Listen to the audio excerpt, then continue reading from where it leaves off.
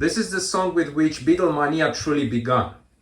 It was the best-selling single of '63 and is the Beatles' all-time best-selling single in the UK. Okay. And even more than that, it was the best-selling single of any artist in the UK for 14 years. That's impressive. which is big. And guess who surpassed it? It was one of McCartney's songs with his band after Beatles broke up. Huh. It's called Mull of Kintyre. You will get to it. I'm sure. Hi everyone. This is song number 10 in the Beatles 150 series, and I understand it was pretty important. According to the Beatles website, the genre is simply rock, and it was composed by Lennon and McCartney. It was a single released on the 23rd of August 1963. By the day before it went on sale, some 500,000 advanced orders had already been placed for it. So it had passed sales of 500,000 copies by early June and 1 million by late November. That sounds like quite a hit. And I'm curious what made everyone go crazy for it so much, even ahead of time. It seems that by the time the single was released, the Beatles were already very popular. Well, at least in the UK. Because in America, overall, it sold approximately 1,000 copies. Until later it took off in the US as well. So here I am ready to listen to it, and as I'm doing in this series, I'm going to listen straight through first, then I'll go back and listen again and comment along the way, and we'll see how it goes. She loves you, yeah, yeah, yeah. She loves you, yeah, yeah, yeah. She loves you, yeah, yeah, yeah, yeah. You think you've lost your love? Well, I saw her yesterday, yeah. 1, 2, 3, 4. 1, 2, 3, 4. 1, 2, 3, 4. 1, 2, 3, 4. 1, 2, 3, 4. 1, 2, 3, 4.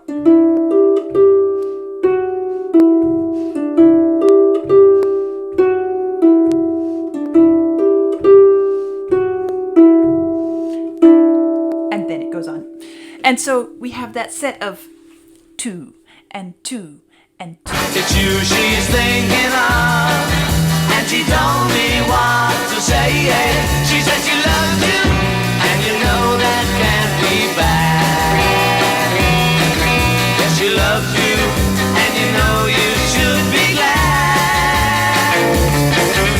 She said if you hurt her so, she almost lost her mind. But now she says she knows you're not the hurting kind. She said she loves you, and you know that can't be bad. Yes, she loves you, and you know you should be glad. She loves you, yeah, yeah, yeah. She loves you, yeah, yeah, yeah. With a love like that. Da-dum, bum, bum, bum, bum. Those notes, that last note there of that phrase matches with this chord. Bum. You know you should be glad. You know it's up to you. I think it's only fair. Why couldn't hurt you too? Apologize to her, because she loves you, and you know that can't be bad. She loves you, and you know you should be glad. She loves you, yeah, yeah, yeah. She loves you, yeah, yeah, yeah. With a love like that. Da-dum, bum, bum, bum, bum. Suddenly, this G chord, bum, that note does not belong, and that is the 6th that is added in. And that is the one that every time they got to it, I was just like, oh, it's so great. You know you should be glad. With a love like that, you know you should be glad. a love like that, you know you should be glad. Yeah, yeah, yeah. Yeah, yeah, yeah,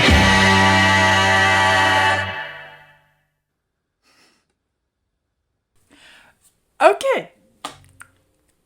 That was fun. I wasn't expecting such a lively, upbeat, kind of almost celebration style piece of music. But it was fun. Now I'm going to go back and listen to the entire song again, and I'll make comments along the way and point out some of the things that I noticed, and we'll see how far we can dig into it.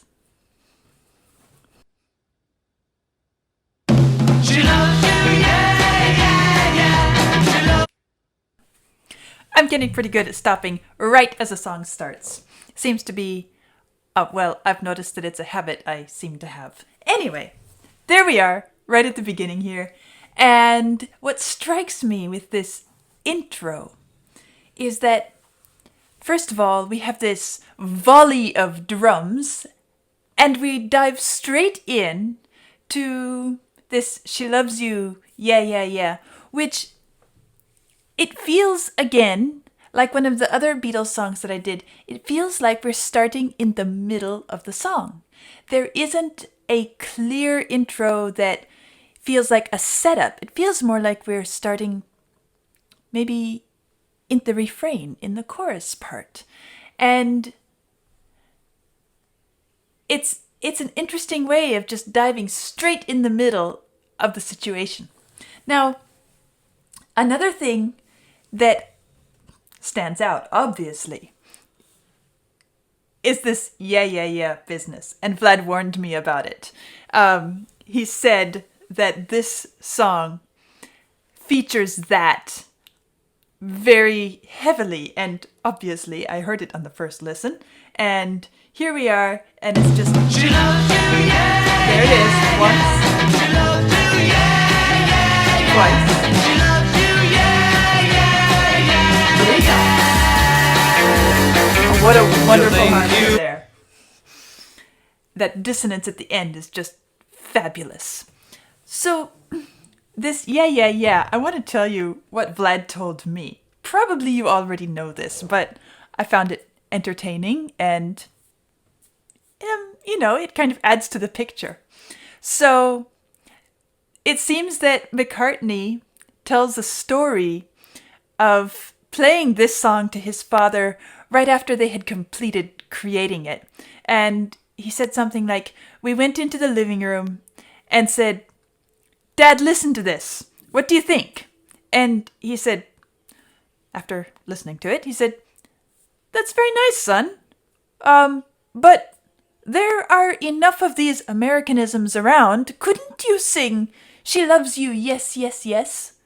And at that point, according to the story, they all collapsed in a heap and said, 'No, Dad, you don't quite get it.'" I can just imagine the scene and these young guys in the dad's living room and just the generational difference and disconnect in a friendly way, right? But these kids are like, "Oh, Dad, you don't get it." Anyway, I found that amusing. And I understand from what Vlad has told me that this yeah, yeah, yeah became the signature phrase for the Beatles at that time and became so popular, not just in their music, but in the young culture surrounding their music, that it was even referred to by politicians like Walter Ulbricht. So really quite iconic in a way for that period and the Beatles. So here we are at the beginning again. Let's hear this hurricane of drums and see if we can move on a little bit past this intro opening. She loves you, yeah, yeah, yeah. She loves you, yeah, yeah, yeah. She loves you, yeah, yeah, yeah, yeah. You think I just love that dissonance there, and I'm going to get to talking about it in a minute. But first, I also want to say that it's not just that volley of drums at the very, very beginning, but the way that the drums continue to go and it settles into this groove, but there's this great little syncopation that happens at the end of each phrase, which really sharpens it it's like this whip crack that is thrown in there and makes you just sit up really quickly, and I like that. And as many of you know, with my discussions with Carl, who is also a drummer and well versed in these things, and as many of you have told me about Ringo as well, he is an outstanding drummer, and some of you have said a human metronome.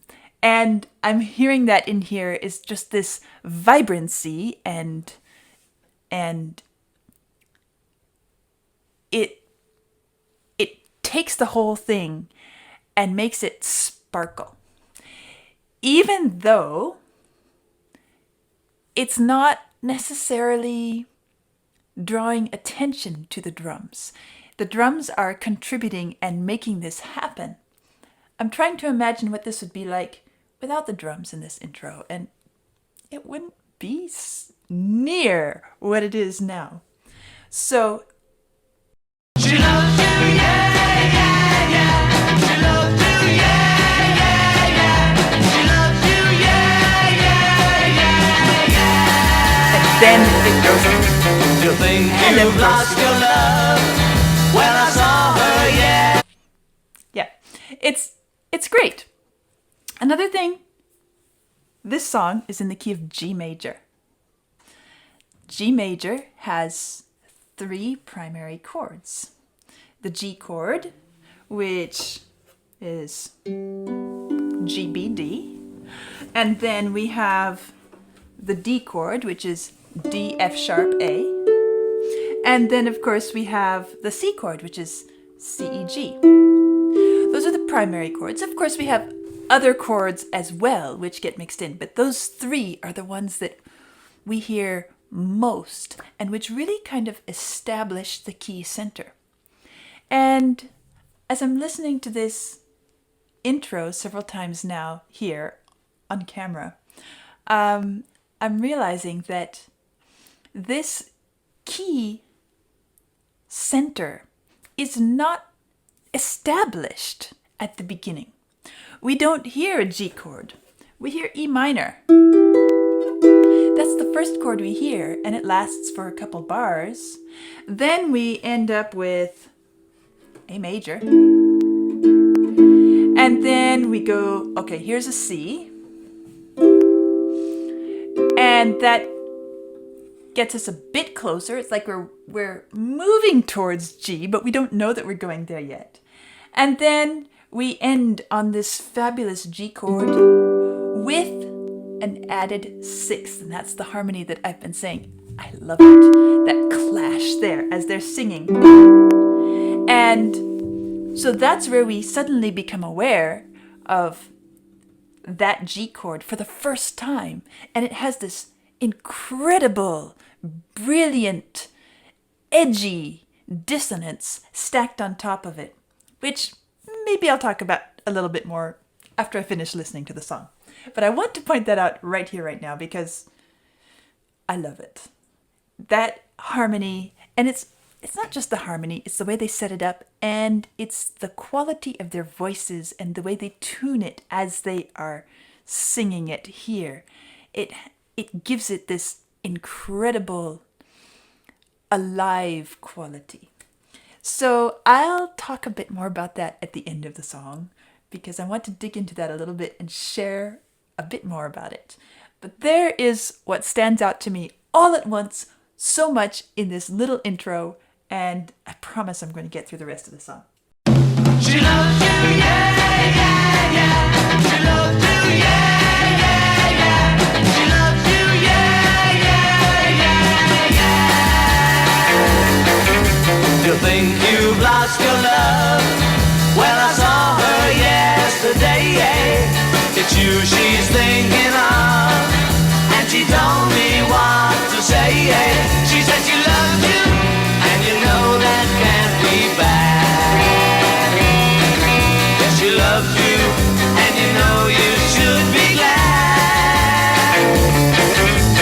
said you heard. Right, and that's the first full verse. And there are actually 2 verses back to back without the refrain between. So here I am enjoying and drawn towards their voices and their harmonies. And one of the things that sticks out to me here are the few moments where they sing an open fifth, where the voices sparkle like that on an open fifth. It's interesting because from my background as someone who lives in the Western classical art style of music, those fifths are something that when they feature very strongly, the first time we notice them and hear them are back in the Renaissance time period, and that music has a unique quality. Then, of course, we go through the Baroque era and the classical era, the Romantic era, and then finally, as we move closer to the 20th century, those fifths show up again in some of the more modern classical music. And each time that they are used, once we move past the Renaissance era, then they're used for a distinctive quality of sound. It's not about following a certain harmonic set of rules, because we kind of passed that. Now, here, again, we have this group of young people who don't have a grounding in those rules, and they are again using it as an effect. And all their harmonies that they're using are a really great instinctive following of just noticing how their voices blend and how can they work together. And I guess I feel like in this song, they're doing a really great job of exploiting their vocal qualities in the harmonizations. Let's hear it again. You think you've lost your love? Right there. On that word love, that's the first open fifth that we hear. You think you've lost your love? Well, I saw. You hear that? Here, down here, it's easier to hear. And so we have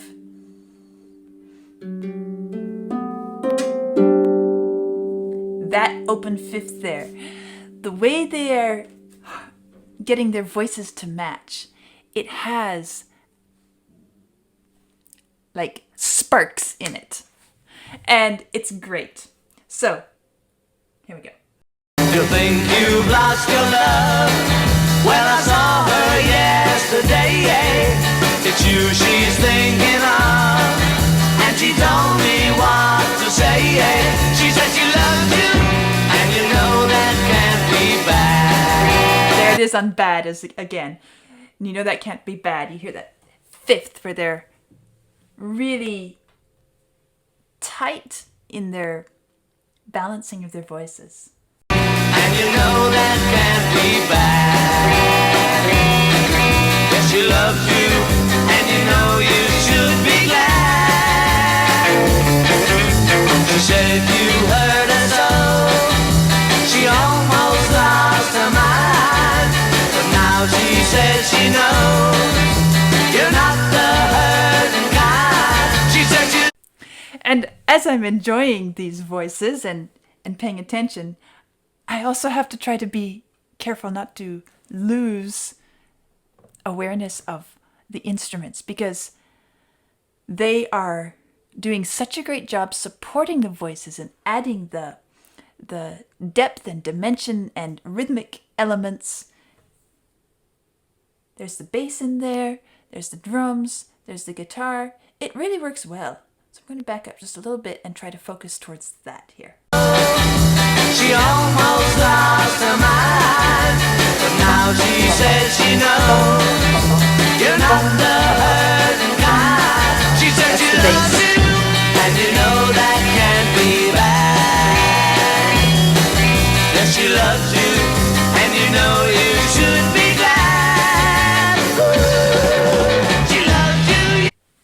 And there we are. So that bass features a rhythm, bum, bum, bum, bum, bum, bum, which is almost always the rhythm that it plays. Every once in a while you hear a little syncopation thrown in. But it's these simple elements that I'm hearing that are being well combined in this song to give this really vibrant quality. Let's go on. I think I'm at the refrain now. She loves you, yeah, yeah, yeah. She loves you, yeah, yeah, yeah. With a love like that, you know you should be glad. You know it's up to you. How many times does it do this? She loves you. I think it's just 2 here. So the intro had 3 times, but now here we have 2. She loves you, and you know you should be glad. Here we are. She loves you, yeah, yeah, yeah. She loves you, yeah, yeah, yeah. With a love like that, Yeah, that was you the know first you should be glad. You know it's up to you. I think it's only fair. So now they're Why can hurt you settled into this. apologize to her because she loves you and you know. In that moment, because she loves you, again, it's just their voices going along, but you hear just this little shift in the way they are creating their tone quality, and it gives it an extra little punch of energy right here. Apologize to her because she loves you and you know that can't be bad. She loves you and you know you should be glad. She loves you, yeah, yeah, yeah. She loves you, yeah, yeah, yeah. With a love like that, you know you should be glad. With a love like that, you know you should be glad. With a love like that, you know you should be glad. Yeah, yeah, yeah. And I was listening there. It almost gets to be a little bit hinting of the gospel blues style in that little moment there where they're bending the notes. Listen. With a love like that, you know you should be glad. Little extra flourish. Yeah, yeah, yeah. Yeah, yeah, yeah, yeah. And there we are at the end. So going back to the very beginning of the song, the introduction. Let's look there first because I want to finish my thoughts about the added 6th in the G chord when we get to it. And I also want to point out something else that I forgot to mention when I was going through it, and it came to my mind in the first listen. And now here, I want to make sure that I mention it before everything's over. And that is that this song is very, I could say, square. By that, if I'm going to explain it in simple terms that aren't loaded with music theory that somebody would have to know, by that I mean that we have lots of elements which happen in groups of 4s and 2s. Easily squared length, easily squared repeats. So, for example, there are 4 beats in every bar. By that I mean 1, 2, 3, 4. 1, 2, 3, 4. That's the underlying pulse, the underlying heartbeat, the underlying rhythm of the entire piece of music. That's not outstandingly abnormal. That's really one of the most common pulse patterns in music. And then, in addition to that, every phrase is 4 of those in length. So we have 4 groups of 4 beats. For example, in the intro, which I said kind of is a foreshadowing of the refrain, we see that here, although it's not a simple set of 4, instead it's a set of 2 4 times. So here's our pattern. 1, 2, 3, 4. 1, 2, 3, 4. Okay, that's our set of 2 pulse patterns. Now, if I go into this, 1, 2, 3, 4. Here we go. 1, 2, 3, 4. 1, 2, 3, 4. 1, 2, 3, 4. 1, 2, 3, 4. 1, 2, 3, 4. 1, 2, 3, 4.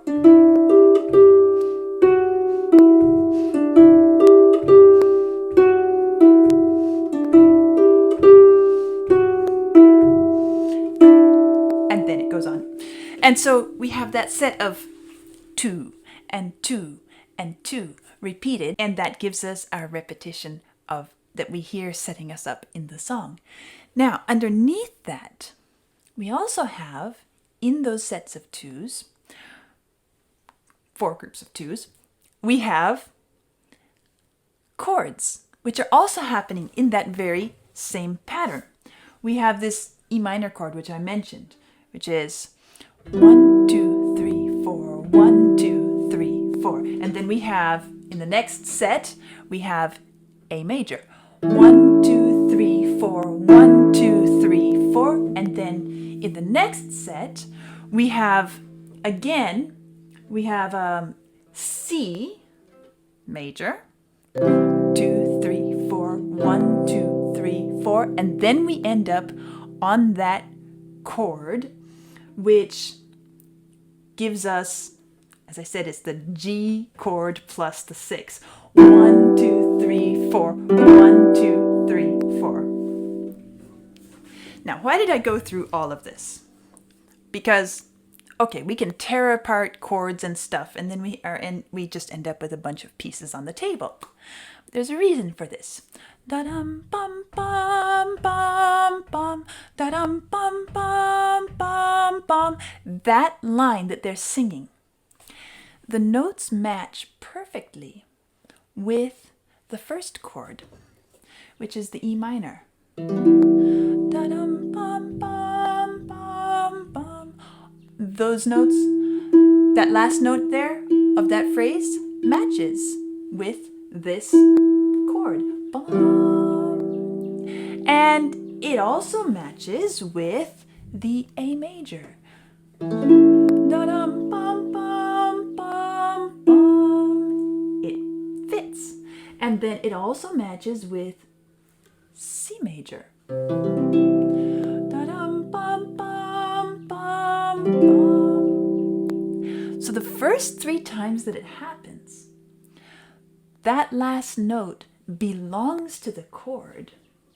And so that repetition gets us to feel very comfortable with that phrase and that line. And then when we get to this next time, da-dum bum bum bum bum, suddenly this G chord, bum, that note does not belong, and that is the 6th that is added in. And that is the one that every time they got to it, I was just like, oh, it's so great the way that we have this dissonance and this this edginess thrown in there. And how do they make it work without making it sound like it just came out of nowhere and is patchwork pieced together without any sort of sense to it? They do it by repeating, by using that repetition and that very square, predictable feeling, so that when we arrive there, we're already set up to think that that note belongs there. And even though the chord underneath does not belong to that note. We have been prepared for it in such a way that it feels incredibly natural and at the same time adds a ton of spice to the music. And that's why I wanted to dig into that a little bit so that you can understand how it works and why it works so well, because you can't just randomly throw in that sort of dissonance and expect it to work. And for those of you who read music or want a little visual, let me just show you on the score what I'm talking about here. So here we are at the beginning. We have this E minor chord right here. And it continues all the way through exactly 2 bars. And then the next 2 bars with the next da-dum bum bum bum bum happen right here. There's the melody. And here we have the A minor. Again, exactly 2 bars. I'll just write A minor here. And then, of course, going on, we have the C major, same repetition, and this time that melody is stretched just a little bit longer. Da-dum bum bum bum. And then after those 2 full bars, we have the final bum, which happens on the G. And that lasts for 2 bars too. So there's the G, and here's the C. And this G is the one that has the added 6. The added 6 is this little, let me not write it there in the saxophone because that's in a different key. Let me write it here. That added E. So the G chord is G, B, D plus E is the 6th right here. And that's what makes that fabulous dissonance at that moment. So that gives you a little visual of how it works, what I'm doing, and what I'm seeing here, and what I'm hearing in the music. Because yes, we have this score and it's really helpful, but it's all about what we hear. And what we write and what we look at is simply a representation, a way of communicating, another tool to help us understand and dig in more to what we are hearing. One of the things that I'm getting to understand with the Beatles, even at this early stage in their really big international and or even national in the UK career and popularity, is that they might be the new kids on the block, but yet they are not. In other words, they have a whole preliminary career of playing in bars, pubs, clubs, whatever. For a long time, they're already working together. They're already a unit. They already have an experience, a practical experience of what works in the live setting. And when you know how to relate to your audience, when you know what works for a real live audience, then it's not that hard to expand it to all around the country, all around the world, as far as it goes. And so it's this funny balance of them being this unknown, completely unprepared in a way for the fame that came upon them. At the same time, they have this practical experience, which, from my perspective, if they didn't have that, they wouldn't have succeeded in the first place. And supposing they had, they would have completely fallen apart, even if they had come up with some single hit or something. Because this kind of fame, this kind of popularity is very, very taxing. It's very challenging. And their ability to keep the personal touch and the human element is a testament to the fact that they know how to relate to the audience as if they are in the room with them. And there's a sort of charisma about them that is not unpracticed. It's very natural. I don't mean that it's put on, but it is practiced, it's established, it's built into them, and so they are able to be natural. And so it's the beautiful marriage of those two elements which shows up in their early music, where they are playing to the room in front of them. They are playing to the audience as if they are there.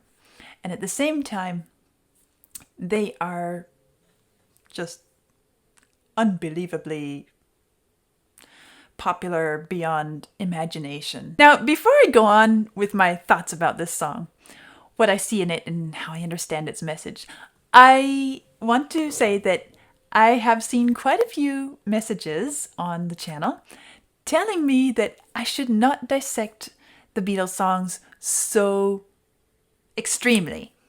Some of you feel like I'm going overboard, at least on these early songs, that they were just simple rock and roll, pop, popular style, put out there simply for entertainment and dancing.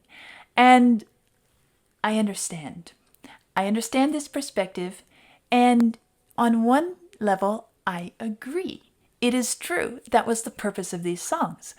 And I certainly don't know if McCartney or Lennon or any of the rest of the Beatles ever thought about all the details that I'm looking at now and pulling out of it after 60 years of their songs being around. But you have to understand that this is me. I like to look at everything in the music, which, as any other form of art, whether it's popular art or classical art, whether it's high art or everyman's art, is so incredibly rich. If you don't like to dig deeper, that's okay. I don't mind. You don't have to. And there's nothing wrong with that. But I do. I love it. That's who I am. That's my nature. And I don't think there's anything wrong with that approach either. That doesn't mean that it's the only way to understand this music. It doesn't mean it's the only way to look at this music. But that's how I'm looking at it now. So after having said that, let's go back to She Loves You, and I want to look at the lyrics, which I haven't paid much attention to yet. Here we are. They are incredibly simple, as they should be, as we expect them to be in this type of music. We can almost say they are beautifully infantile. And of course, that makes sense because, as I was saying, the Beatles as a group are communicating and relating to their audience on a very personal level. And their audience is young. And so this setup here, we are going to look at it in terms of it being a young person's drama. And so let's imagine what it is for 14-year-olds. They have a sort of they're sort of in love with each other, and the words start, "She said you hurt her so. She almost lost her mind. And now she says she knows you're not the hurting kind." Simple, very non-dramatically poetic, but at the same time, we feel the drama in this. They have this way, they express so much in those 4 simple little lines. I can even imagine some handwritten notes passing from one to the other during school breaks, or some whispers, or someone going off with their friend, and maybe some tears and some tantrums, and who knows what, right? Rumors and among the friends, and about he and the she seems to have broken up, and he hurt her, and you get the idea. Everyone's taking sides. Some condemn him, some condemn her. And then we step back and we realize we are looking at this from the perspective of the narrator. And the narrator is neither the he nor the she. The narrator is a friend of the he. And he is stepping in, kind of trying to patch up the relationship a bit, or at least to be a friend, a real friend, to this young fellow. And so, how the story goes, looking at the timeline, the narrator, the friend of the he, is now talking. And he's saying to him, "You think you've lost your love? Well, I saw her yesterday. And it's you she's thinking of. And she told me what to say." So he's functioning as a sort of liaison between the two. He knows both of them. And this messenger, well, we had P.S. I love you, which was a letter functioning as a messenger. Now we have a person functioning as the messenger. And he tells him that yesterday he met his girl, and now he's trying to calm him down and say, it's going to be okay, but you have to do something. It's you she's thinking of. Don't give up. It's a very innocent, simple attempt to patch the relationship. And then we get to, she says she loves you. And in that moment, as I was pointing out, their voices get more urgent, more excited, more eager, more vibrant. And it's almost as if they are shouting, saying, "She says she loves you. She says she loves you. Don't give up. Don't throw this all away. She says she loves you even now." And then we get to the next part. You know it's up to you. I think it's only fair. Pride can hurt you too. Apologize to her. And I guess this is the first time I have noticed in these early Beatles songs a little bit deeper. Oh, listen to that bird. A little bit deeper content in the lyrics. Pride can hurt you too. Apologize to her. So this friend is truly trying to help out, and he's being honest, and he's saying, you need to go apologize. You need to do the right thing because she still loves you. She still wants you, and she's willing to forgive you. She doesn't believe that you're the type to be hurtful, even though whatever happened was incredibly hurtful. And so the Beatles are basically teaching life lessons. Typical teenage philosophy. Be aware, pride can hurt you too. And it's great because in this way, they are helping their audience to think about some really important things in a way that isn't preachy, isn't condescending, doesn't feel like the grown-ups talking to the young kids. It's all in the lingo and context of the young life. And at the same time, it paints this wonderful picture of all the ins and outs, the details of this teenage romantic love drama. If I were to look for the main point of the song, I guess it's the kind of love that the narrator finds in this girl. And I guess I think that this friend of the guy thinks very highly of this girl. If he's trying to get them, actually probably thinks very highly of both of them, if he's trying to get them back together. With a love like that, you know you should be glad. What kind of love? She was hurt to the point of losing her mind, and yet she loves you. Yeah. Right? This wonderful yeah of the Beatles. Okay. That feels a bit overkill to me, but I understand, right? I'm not that age anymore, and so to me it feels like, okay, yeah. But I understand. It's nothing but the explosion of happiness when facing this kind of love, and the effort in that juvenile way to express all of those feelings. And I guess I begin to think that that may be why the girls went so crazy for the Beatles.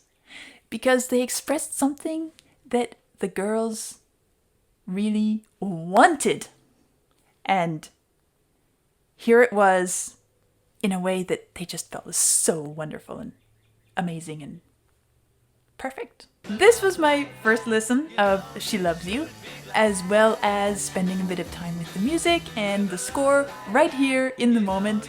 And I enjoyed this session. I enjoyed exploring this song because of the elements that I talked about and just the overall quality of it that really has an appeal. I have to say it does. And I hope you will enjoy it too, and I'll see you next time. Here's a fun fact. The German division of EMI came up with the idea that the only way to sell Beatles records in Germany was to re-record them in German language, which they did with two of the songs, one of which is this one, She Loves You. So then they think that the music itself won't sell. Right. It has to be the lyrics too. So they re-recorded in German language. Oh boy. Okay. What do you think? Would you give it a try? Sure, why not? Let me hear the Beatles sing German. All right. I'm going to listen to the Beatles singing She Loves You in German. So now we have Sie liebt dich. And, well, they did spend a good deal of time in Hamburg, right? So maybe they do a good job of it.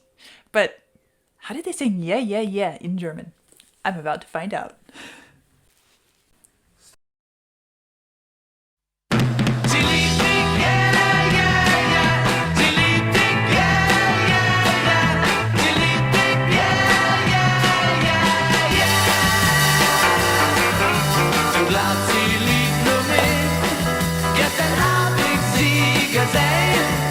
Sie denkt ja nur an dich und du solltest zu ihr gehen. Oh ja, sie liebt dich, schöner kann es gar nicht sein. Ja, sie liebt dich und da solltest du dich freuen. Du hast ihr wehgetan, sie wusste nicht warum.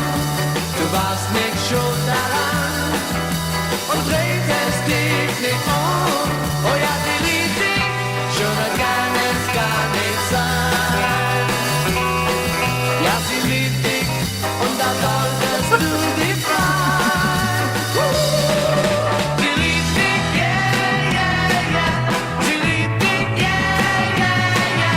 Denn mit dir allein kann sie nur glücklich sein. Du musst jetzt zu ihr gehen, entschuldig dich bei ihr, ja das wird sie verstehen, und dann verzeiht sie dir. Oh ja, sie liebt dich, schöner kann es gar nicht sein. Ja, sie liebt dich, und da solltest du dich freuen. Sie liebt dich, yeah, yeah, yeah. Sie liebt dich, yeah, yeah, yeah. Denn mit dir allein kann sie nur glücklich sein. Denn mit dir allein kann sie nur glücklich sein. Denn mit dir allein kann sie nur glücklich sein. Yeah, yeah, yeah. Yeah, yeah, yeah, yeah.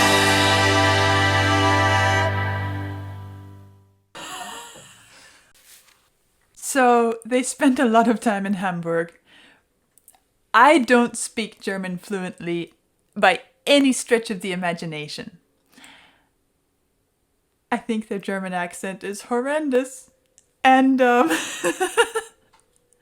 she liebt dich. She liebt dich. Okay. I think this really doesn't sound good. I don't know how much of it is due to the fact that they really don't sound like they're really singing German well, or if the song just simply doesn't work in German.